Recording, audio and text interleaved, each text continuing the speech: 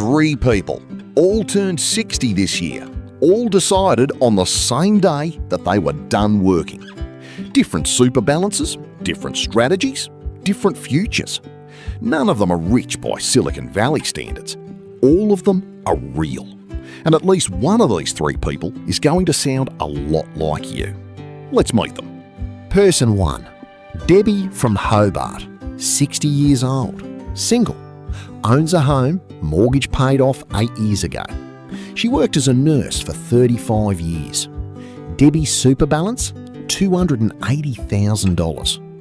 Most people would tell Debbie she can't retire at 60. They'd be wrong. Here's what Debbie's first 7 years look like, from 60 to 67, before the age pension kicks in. She converts her super to a retirement phase pension, tax-free earnings. She draws the 5% minimum, $14,000 per year. Combined with $22,000 she has in savings outside super, she has about $36,000 in her first year. After that, she draws $14,000 from super each year and lives very carefully. $14,000 a year sounds impossible, but Debbie has no mortgage. Her rates and insurance run about $5,000 annually.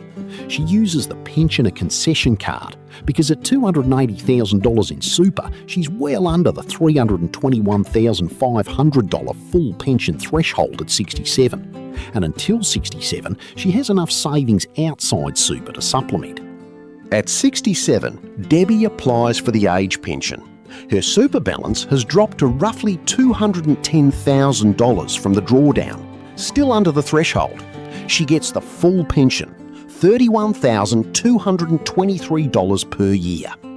Add her $10,500 super drawdown, 5% on $210,000. Total income at 67, $41,723 per year. It's not comfortable by ASFA standards, but Debbie doesn't have a mortgage. She grows vegetables, she walks everywhere. She volunteers at the hospital 2 days a week and likes the feeling of being useful without being obligated. Debbie retired at 60, 7 years of careful living, then a comfortable enough pension life. She made it work. Person 2.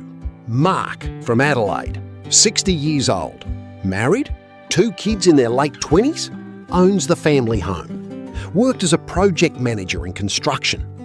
Mark's super balance? $600,000. This is the middle ground, the person most of your audience recognises. Mark's first 7 years, 60 to 67, look very different from Debbie's.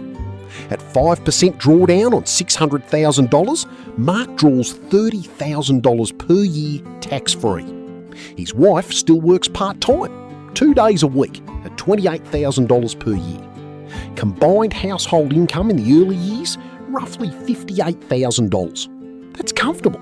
They live well, travel domestically twice a year, help the kids occasionally. But here's Mark's problem. His $600,000 is eroding. By 67, drawing $30,000 per year with modest 4% net returns, his balance has dropped to approximately $500,000. At 67, he applies for the pension. With $500,000 in assessable assets above the $321,500 full pension threshold, his pension is tapered. He gets roughly $17,000 per year in part pension. Super drawdown at 5% on $500,000, $25,000. Part pension, $17,000. Total, $42,000. Wait, that's less than Debbie, who had $280,000. This is the taper trap in full effect. Mark's extra $220,000 in super over Debbie cost him pension money and put him squarely in the mid-zone. Too much for full benefits, not enough to be self-funded comfortably. Mark needs to plan more deliberately. If he structures his drawdown over the 60-67 period to bring his assessable assets closer to $321,500 by the time he applies for the pension, through home renovations, prepaid funeral bonds or other strategies, his pension position dramatically improves. The lesson? $600,000 at 60 is better than $280,000, only if you structure it properly. Otherwise, you can end up worse off. Person 3. Christine from Brisbane, 60 years old, single, owns a home in the suburbs, was a senior accountant. Christine's super balance, $1.1 million. Christine is fully self-funded, no age pension. She doesn't qualify. Her assets are well above the $722,000 cutoff. At 60, Christine converts her $1.1 million to a retirement phase pension. Earnings are tax-free. She draws 5%, $55,000 per year. $55,000 in Brisbane with no mortgage. Christine's annual expenses sit around $44,000. Rates, insurance, car, groceries, utilities, private health insurance, and private health insurance. She has $11,000 left over for travel, dining out, and helping her niece with university books. She takes one overseas holiday a year, Vietnam or New Zealand, nothing extravagant. She has top-tier private health insurance at $3,500 per year and hasn't had a gap payment in 4 years. By 67, drawing $55,000 with 5% net returns, Christine's balance sits around $1.05 million, barely moved. She's drawing at roughly the same rate the fund is earning. She still gets no pension, but she doesn't need one. Her income at 67 is exactly the same as at 60, $55,000 per year tax-free, inflation adjusted by her annual return. No means test, no forms, no calls to Centrelink.